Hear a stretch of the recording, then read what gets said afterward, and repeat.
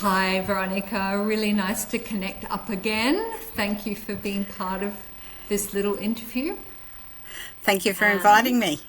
yeah, I'm glad to be speaking with you. I think the last time we had a really good conversation about this was at the end of the FSI conference where you presented a case using Parent Hope Project, and I realized just how many years now you've been applying this approach as a senior Yeah, social worker, and you've been working in a public health child and family setting as well as your own private practice. So it will be that's really right. good just to Yeah. hear, first of all, how long actually have you been implementing the Parent Hope Project Manualized intervention? So I was part of a training group in 2019 in September, which was actually filmed.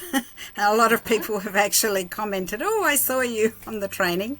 Yeah. So I was part of that training, and pretty much September was the training, and October was my first case. So I was just chomping at the bit, really, because I had parents lined up who really needed something like this, and that's why I did the training.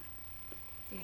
What was it that you saw as a need for these parents? You say they needed something like this. What do you Well, mean? at the time, although uh, the service was called Child, Adolescent and Family, there wasn't a lot of involvement um, for parents, or a lot of scope for parents to be involved in the treatment. It was very much focused on the individual child. This is obviously in my public service role, and I really felt that they they weren't really given much voice or assistance, or if anything, they felt blamed and focused on negatively as being in some way the cause of the symptoms that were present. And so it was always very much looking at expressed emotion was the term used a long time ago, and I think that carried over with a lot of clinicians, because some clinicians have been around for quite some time, and the focus, if anything, was probably a more negative one. And so I, as a social worker, being the advocate kind of role that we used to take traditionally, I felt that that was not quite. And from a systems perspective, a family systems therapist, I could see the whole system, and just that negative focus on the parents, and also trying to change the child, the team trying to change the child, just ramped up a lot of the emotion in the system. And I did forgot to say that your service is at the pointy end of tiers of service in terms of Yeah, quite yeah, chronic and serious presentations. yes. How many parents, approximately, in your private practice combined with your public work, do you think So you've seen over these 6.5 years? so I counted about 75 that have completed the course. About 20 dropped out somewhere along the line, and that could be because of discharge, or that there wasn't a lot of, it was just too hard for them to change, perhaps. And I think within that, currently I've got 15 on the go, Wow, and that's a big load. five about to start. And in my private practice, I reckon probably about 15 to 20, including sometimes I've found it quite useful to use with parents of young adults who found it difficult to launch. So those they get very comfortable being at home, and the parents are obviously accommodating a lot of behaviours that make it easier. Yeah. And so that I've found that I've used it with that age bracket as well. And Veronica, how have parents responded in the early years when the program wasn't known? And now you've got a current caseload of 15 and 5 about to start. It's clearly become a central offering to parents in your service. It's really come to the fore, and you've become a parent support specialist in effect. So what are your observations about how parents have responded to the approach? So parents responded quite well, I think, although it depends on the way that they get to come to me. So if it's referral from other clinicians or other consultants, psychiatrists, psychiatric registrars, psychologists, other social workers, or even the nursing staff. And I'll go into why that's different to if I initiated the contact. So I have a particular way of formulating it that helps them to not feel judged, to look at. I sort of have the metaphor of the perfect storm, and that's how they've come to us, that there's all sorts of elements, just like a storm, like we've had cyclones recently. There's always a cyclone to refer to, so it's quite handy. And, you know, we look at, okay, what was the element that was missing that it became downgraded, and it just was just a fizzer of a storm. But that is a useful way of saying to them that parenting and the relationship in the family system is one of those elements. And so it takes away that judgment bit, and it helps them to see that that is one of the factors that they have some control over, and some buy-in as well, and that is something that they can effect change in, whereas they can't do much about genetics, biology, etc., etc. So we go through that, and that helps to set the scene, I guess, for looking at, well, let's see how that perfect storm developed, and doing that timeline really helps them. So I had a parent, for example, who came. I sort of say, look, have a think about your timeline, and if you can think about it beforehand, it might save a little bit of time. And one person came in with a little notepad, a list that long, and we did 2 huge whiteboards by the end, and it just really drove home, well, no wonder we've been struggling for so long. When they can see it all unfold their story, basically, that there were so many things happening in this family that they get a little bit more self-empathy and empathy for the young person as well, and put it in a context that's like 3 generations.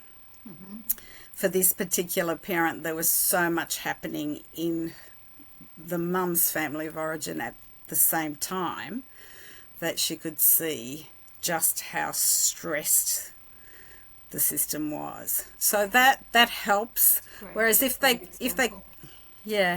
come from just clarify for those listening, you're talking about the introductory session that is part of the training, and laying that bigger picture out there, getting away from any kind of blaming approach, as well as getting away from just looking at the sickness lens in the child. Absolutely. Yeah. So what's different when referred from outside by consultant psychiatrists, mental health nurses? I guess it depends. People come through different ways, and some get to have family meetings. So some clinicians see them once every fortnight, so they see the whole family now. That used to not be the case early on when I started, so there's a little bit more time spent with the family and devoting to that system sort of interaction. And from that interaction, sometimes they refer to me. And I think that in one sense, they get a feeling of what have we done wrong as parents that we have to do this parenting course. Yeah. So that why was I singled out to be sent why to was the parent coaching? yeah, it's sort of like sent to the naughty corner. So it can, in certain circumstances, be like that. Or, you know, they've identified, especially if it's not early on, because if it's early on, well, this is the way the system works and they are more accepting. Whereas if it's further down the trajectory of the admission, then it can appear like, okay, they're getting stuck where the problem, we need fixing kind of focus. Yeah. So that can be a focus.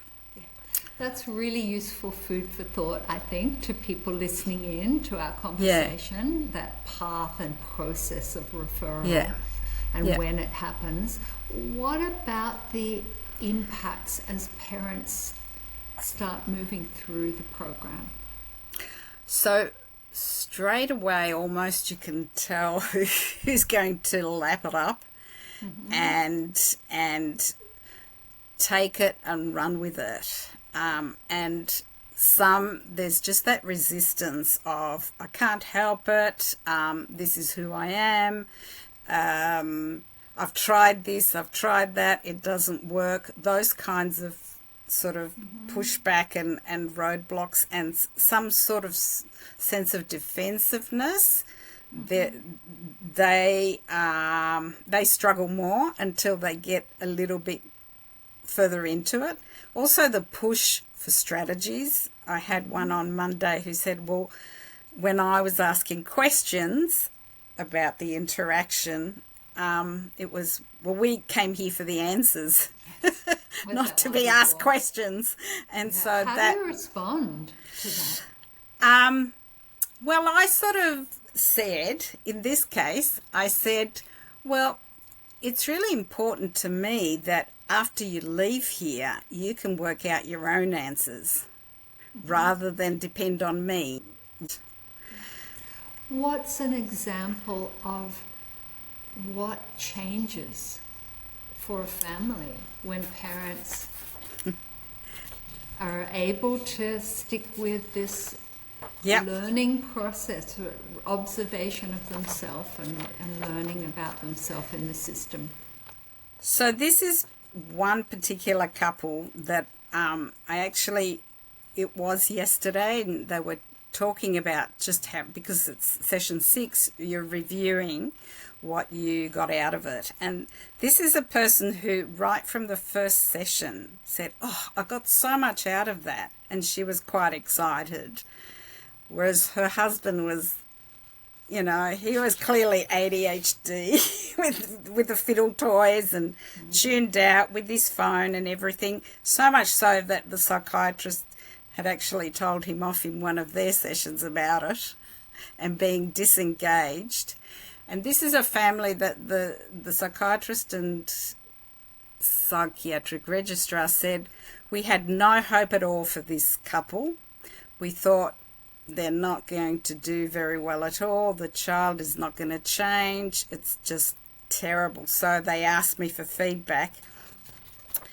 And so the feedback that I got were two examples from this mother that I want to read out if I have time. Yeah, and it's all de-identified, Veronica. Yes, de-identified. I made up all the names. In the past, Andrew has had his own room, whilst Tom and Jack, my 2 older children, shared a room.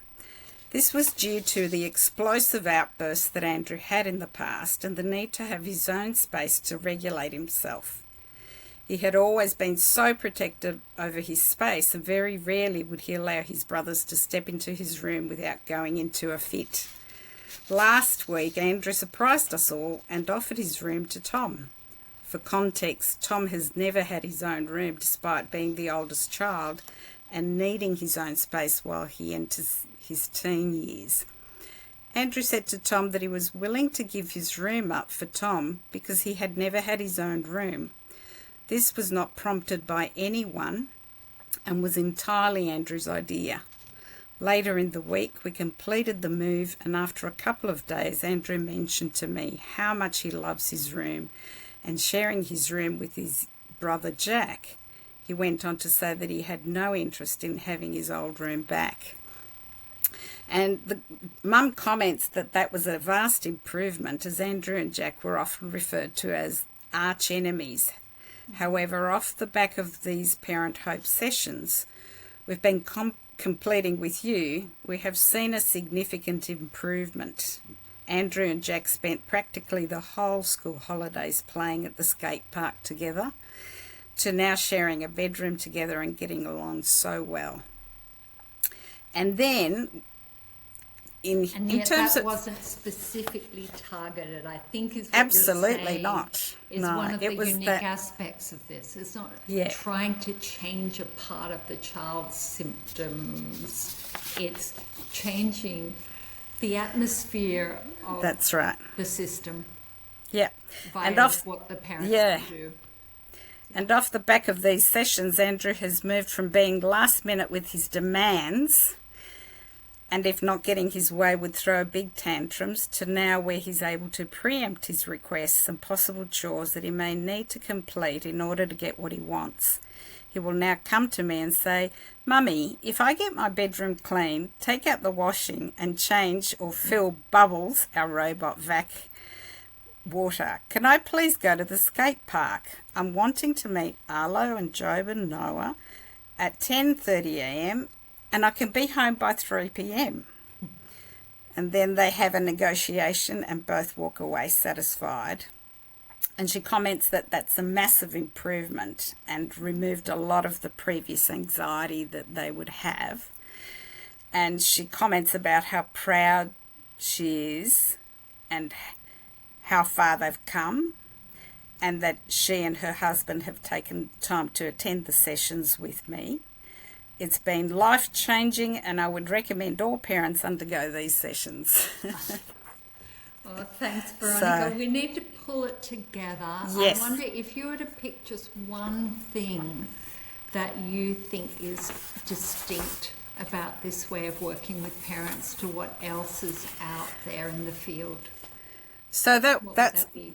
that was one of the difficulties starting, because we had Circle of Security, we had tuning into teens, which were very much attachment-based kind of programs. This, I think, is unique in that it looks at what actually happens rather than staying at a theoretical level, and you get a little bit of practice with the other models, but this is looking at, what is in minute detail and giving them the opportunity to be able to observe the process for themselves and their part in it, and what they come up with, and just seeing like what's effective, what's not, and evaluating it themselves. They can see that there are choices to how they respond, and that choice then opens up the possibilities of change and their own autonomy and getting that control back. Hence, hope, agency-based hope. Yeah. I can't not throw in this question, Veronica, because as I listen to you and think about the referrals you're now getting in a public setting, how many parents are sticking with it through the program, what do you have to manage in yourself to free up the room for the parents to make their own discoveries? So, yes, obviously some parents are a little bit more triggering for me than others. So just acknowledging and seeing that part, and the me wanting them to change, and where is my energy directed, and trying to, regulate myself and get curious and ask curious questions rather than the push for fixing or giving answers and strategies, because a lot of our setting is so much on psychoeducation, which has its place, and I do use it, but sparingly, and to help them understand and normalise the process.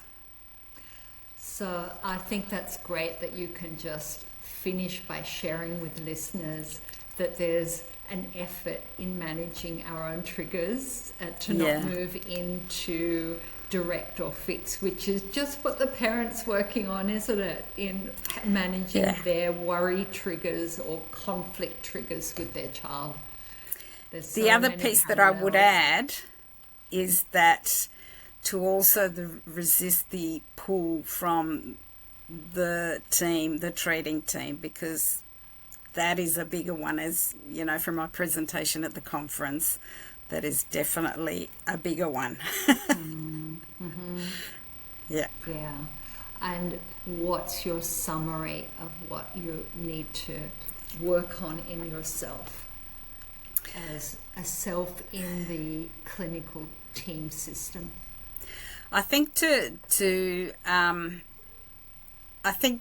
having a clear theory to ground you is so important, because I can see just how much the theory speaks to what I see, and I can have more of a position for myself based on the principles that anchor me from that theory as well, that I can see how the system is working, and I think I have just as much a valid voice as anybody else in the team, and if they refer to me, it's because they can see that as well. So I think that has given me more confidence as well in terms of being able, and just to see how much better those parents that do the course, the kids do so much better than the parents who don't engage in the course, and that's the feedback that I get. Yeah, well, thank you so much, Veronica. I hear that you're calling it a course, which I understand because of the other parenting courses program. Out there. It's sort of a semi-manualized program, isn't it? You make it your own and make it fit your client, and I think you clearly have really built on your experience and your training in Bowen Family Systems theory, brought them together so that I don't refer it. I don't refer it to it as a course, but I do talk about it as a program. I think it's because I mentioned circle of security and tuning into teens. But yes, it is clearly, I just describe it, it's like therapy, like coaching for the parent, and that's how I sort of, like the therapy hour where you get just one-on-one face-to-face rather than in a group setting, which is what people are used to when they go to parenting courses. Well, this has been really valuable. Lots that I'm left thinking about from your very real, sustained experience and becoming a real specialist in this way of working. So thanks, Veronica. You're welcome. Thank you for having me.